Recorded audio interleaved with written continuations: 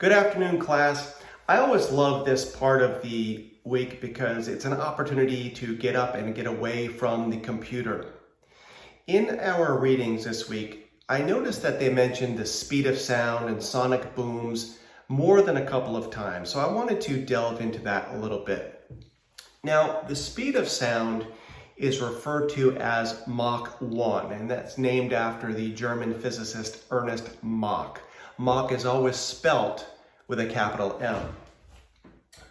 Speed of sound is Mach 1. The speed of sound, or Mach 1, at sea level is about 760 miles per hour. So the speed of sound at sea level is about 760 miles per hour. And the speed of sound decreases with altitude. So at a typical cruising altitude for a jet, say 43,000 feet, the speed of sound is going to decrease to about 660 miles per hour. So at flight level 430, the speed of sound is going to be roughly 660 miles per hour.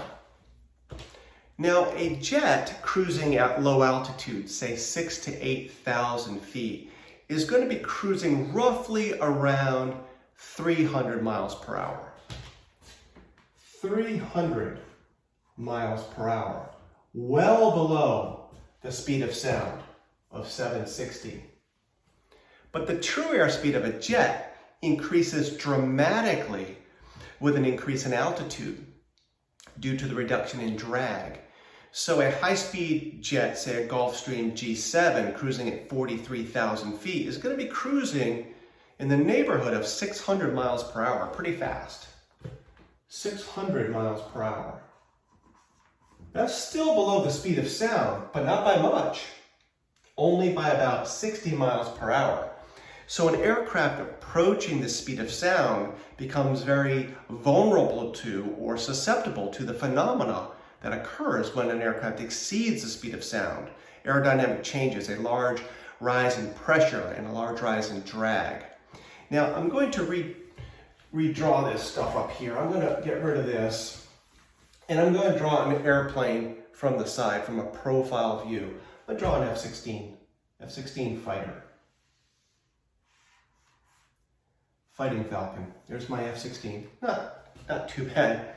But when an aircraft like this approaches the speed of sound, it develops a shock wave towards the back of the airplane. Actually develops two, but we're going to keep it simple for now and talk about one. So it develops a shock wave. You've probably seen a picture of this, maybe one of the Blue Angels or one of the Thunderbirds, an F-14 or something like that, exceeding the speed of sound or approaching the speed of sound. It looks like a big vapor dish right here. It's very cool. But this shock wave emanates from the aircraft in a conical shape, like this. And that sonic boom we hear, that loud shotgun-like crack we hear and we associate with exceeding the speed of sound, is actually caused by this air rapidly crashing into this void that was just left by the fuselage of this jet. Mother Nature hates a void. She's always trying to fill it. Mother Nature hates low pressure. She's always trying to replace it with high pressure. That's one of the things that allows an airplane to fly to begin with. But that's what causes a sonic boom, this air rapidly crashing into this void.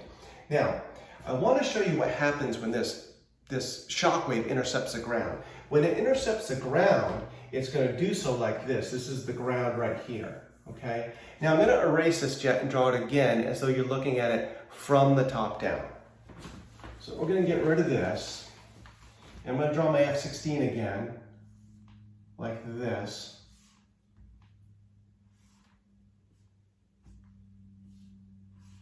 There's the wing, here's the tail. Looking from the top down. Again, here's that conical shaped shock wave emanating from the back of the jet. But when it intercepts the ground, it's going to do so like this, and it's going to make the shape of a hyperbola, just like that. Not a parabola, but a hyperbola. And anything along this hyperbola or within it is going to be subject to the effects of that sonic boom. Sonic boom can cause windows to shatter, it can cause car alarms to activate, cats eat dogs. It's mayhem. And it's illegal to exceed the speed of sound over the United States because of the potential for that damage.